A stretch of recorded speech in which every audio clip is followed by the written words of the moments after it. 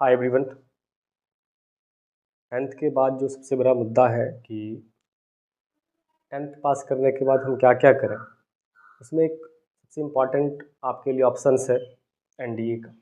यदि आपका सपना डिफेंस में जाने का है, आप देश सेवा करना चाहते हैं, तो आपके लिए एक combined entrance exam national defence academy के द्वारा, जिसमें से आपका आर्मी हो गया, नेवी हो गया, एयरफोर्स हो गया, एक combined entrance exam UPSC conduct करती है।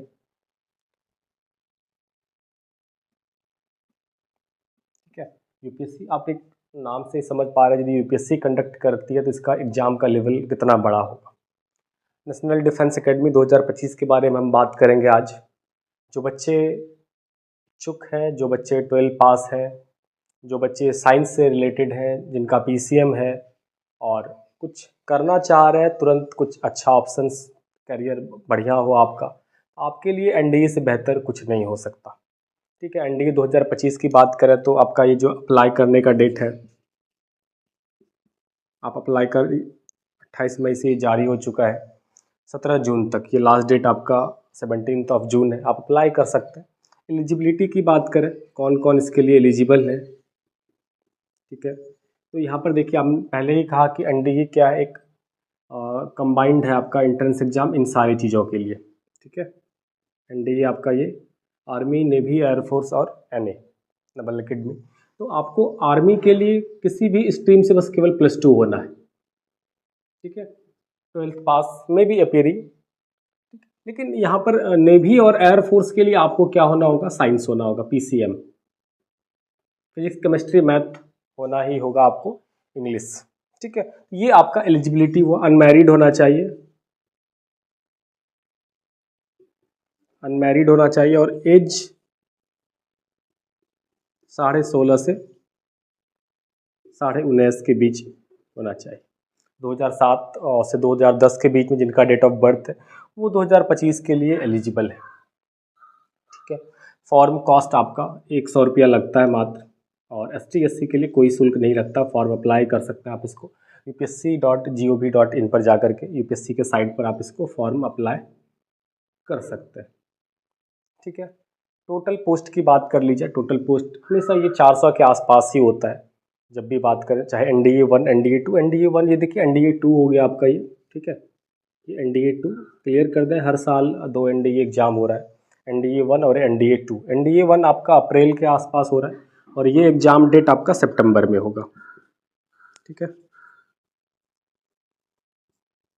एग्ज़ाम डेट आई थिंक सितंबर में होगा आपका ये, आई थिंक 14 और 15 सितंबर के आसपास, मिड सितंबर आप समझ लीजिए। ये आपका एग्ज़ाम डेट हो गया, ये आपका अप्लाई डेट हो गया, ये आपका एग्ज़ाम डेट हो गया। और NDA 1 आपका अप्रैल में कंडक्ट हुआ, आई थिंक एग्ज़ाम हुआ आपका, दिसंबर में उसका फॉर्म भराया जाता है। तो हर साल 2 NDA एग्ज़ाम होगा, NDA 1, NDA 2। एग्ज़ाम डेट सितंबर में आपका हो जाएगा। ये आपका एलिजिबिलिटी हो गया आपका ये। ठीक है। अनमैरिड होना चाहिए, एज यहाँ से यहाँ तक होना। टोटल पोस्ट देखिए 406 है यहाँ पर। आर्मी के लिए 208। कोई भी बच्चे जो +2 है, चाहे वो किसी भी स्ट्रीम से है, साइंस है, आर्ट्स है, कॉमर्स है, लेकिन ये आपका नेवी और एयरफोर्स के लिए आपको साइंस होना होगा। ठीक है। इसमें से नेवी में आपको 42, एयरफोर्स में 120 सीट, नेवल एकेडमी में 36 सीट्स। लड़कियों के लिए भी, गर्ल्स के लिए भी आपका है। गर्ल्स के लिए भी आई थिंक 35, 37 के लिए आसपास सीट है। 2-3 वर्षों से एनडीए पहले लड़कियों के लिए हो नहीं रहा था, आपको पता होना चाहिए। ये अब एनडीए में लड़कियां भी अप्लाई कर सकती हैं। उनका भी लगभग लगभग कमोबेश सेम एलिजिबिलिटी है, थोड़ा बहुत ऊपर नीचे, बट आप एक बार कंफर्म कर लेंगे। ठीक है। अब बात करें सबसे इम्पॉर्टेंट, एनडीए एग्ज़ाम क्या पूछा जाता है, कितने देर का होता है। पहले भी हम कई वीडियो में चर्चा कर चुके हैं, आप देखेंगे कि टोटल आपका जो एनडीए एग्ज़ाम होगा, जो एनडीए एग्ज़ाम होती है, वो 900 + 900, 1800 नंबर का टोटल एग्ज़ाम होता है आपको। ठीक है। तो ये 900 आपका एग्ज़ाम होगा आपका, और ये SSB इंटरव्यू। ठीक है। ये दो आपका जो एक एग्ज़ाम होगा, और एग्ज़ाम में यदि आप क्वालिफाई करते हैं, एग्ज़ाम के आप यदि मेरिट में आते हैं, आउट ऑफ 900 350 से 400 के बीच में आपका मेरिट जा रहा है। उसके बाद आपका यदि उस मेरिट में आएंगे फिर आपको एसएसबी इंटरव्यू के लिए बुलाया जाएगा और वो भी 900 नंबर का। उसके बाद फाइनली कट ऑफ निकाला जाता है आउट ऑफ 1800 1800 में। ठीक है, हम एग्ज़ाम की बात कर लें 900 में एग्ज़ाम की बात, तो आपको 900 में देखिए हम यहाँ पर थोड़ा सा लिखना चाहेंगे, पहले भी हम ढेर सारे वीडियो में डिस्कशन कर चुके हैं। 900 को 2 पार्ट में डिवाइड कर लीजिए आप, 300 प्लस 600। ठीक है, 300 हो गया आपका मैथ्स, 600 में आपका इंग्लिश, जीके जीएस। ठीक है, 200 नंबर का इंग्लिश होगा और इधर ये आपका जीके जीएस 400 नंबर का होगा। इस तरह से 2.5 घंटे का होता है आपका ये। ठीक है, आपको ये number of questions 120 questions, number of questions यहाँ पर 50, number of question I think 70। ये इस तरह से 120 क्वेश्चंस पूछे जाते हैं। तो ये आप यहाँ पर देख लीजिए कि 900 900 आउट ऑफ 900 यदि 300 से 400 आपका आएगा तो फिर आप मेरिट में आ जाएंगे। रिटर्न एग्ज़ाम जो आपका ये एग्ज़ाम रिटर्न एग्ज़ाम हो रहा है, ठीक है, ये जो रिटर्न एग्ज़ाम आपका हो रहा है, उस रिटर्न एग्ज़ाम में यदि आप 300 400 के बीच में आ रहे हैं, तो 350 से 400 के बीच में, तो फिर आप इस मेरिट में आ जाएंगे। Think about this one. 900 में 350 400 नंबर, जस्ट इमेजिन, सोचिए आप यदि यहाँ पर मैथ और इंग्लिश भी कवर कर ले रहे हैं, खासकर जो साइंस के बच्चे हैं, क्योंकि आप इस बैकग्राउंड से हैं नहीं, आपके पास हिस्ट्री ज्योग्राफी पॉलिटिकल ज़्यादा है नहीं, करंट अफेयर्स ज़्यादा है नहीं, लेकिन फिर भी आप फिजिक्स केमिस्ट्री वहाँ जा सकते हैं। ठीक है, मैथ तो आप जा ही सकते हैं, तो सबसे बड़ा प्लस पॉइंट है मैथ्स के लिए। ठीक है, आप मैथ्स पर दम लगाइए तो आप इस मेरिट में एक बार आए, उसके बाद फिर आप इंटरव्यू के लिए आगे जा सकते हैं। मैथ्स की बात की जाए तो आप सिलेबस ओवरऑल मोर और लेस एनसीईआरटी के टोटल सिलेबस को आप कवर कर, जितने सारे चैप्टर्स हैं 11 12 पूरा थ्रू आउट मिला कर के, ये नहीं कि आप केवल किसी एक ईयर को ज़्यादा कवर कर रहे हैं, ऐसा नहीं, ओवरऑल आपको 11 12 मिला करके कवर करना होगा, तभी आप बेहतर कर पाएंगे।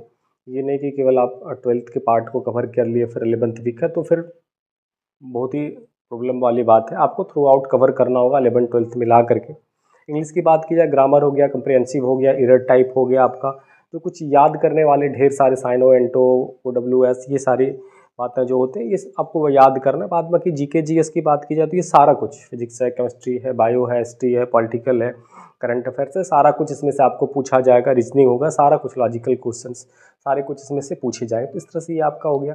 बुक की बात की जाए, ज़्यादा कुछ है नहीं, हम पहले भी इस पर डिस्कशन कर चुके हैं। आपको 11th और 12th को थ्रू आउट पढ़ना है। ठीक है, 11th और 12th को थ्रू आउट पढ़ना है, आपके लिए ज़्यादा कुछ है नहीं, थोड़ा सा स्टैंडर्ड उसमें से आपको ले आना। 11 12 जब आप पढ़ते हैं तो साथ ही साथ जैसे कि आप इंजीनियरिंग की तैयारी करते हैं, तो वो उसका question level of questions difficult होता है, एनडीए का प्रोसेस डिफ़िकल्ट होता है। ये नहीं कि क्वेश्चंस का जो लेवल है वो काफ़ी ज़्यादा टफ होगा, नहीं, पूरा प्रोसेस थ्रू आउट आप ये और ये दोनों मिला करके भी थ्रू आउट एक देखा जाए तो ये डिफ़िकल्ट है। तो बुक्स के लिए आप मैथ में अरिहंत एनडी करके आप ले सकते हैं, RS अग्रवाल यूज कर सकते हैं। ठीक है, आप पाथ फाइंडर यूज कर सकते हैं, ये सारी बुक मैथ्स के लिए आप यूज कर सकते हैं। रिवाइज करिए, और इंग्लिश में याद करने के लिए हमने पहले ही कहा, आप जो बेस ठीक है तो आप बेहतर कर सकते हैं। ठीक है, इन सारी चीज़ों के लिए फिर से आई रिपीट कि जो बच्चे 12th में हैं, 12th पास किए हुए हैं और एक बेहतर सा सपना देख रहे हैं हम क्या करें, किस सेक्टर में जाएं, यदि आपका देश सेवा का जुनून है और आप डिफेंस में जाना चाहते हैं, आपके लिए एक ये बहुत ही बेहतर ऑप्शन है। आप इस पर ट्राई करिए। फॉर्म भरने का डेट अभी भी है आपका, ये 17 जून तक लास्ट डेट है। एक बार आप अप्लाई करें और अपने स्तर से try your level best. Thank you everyone.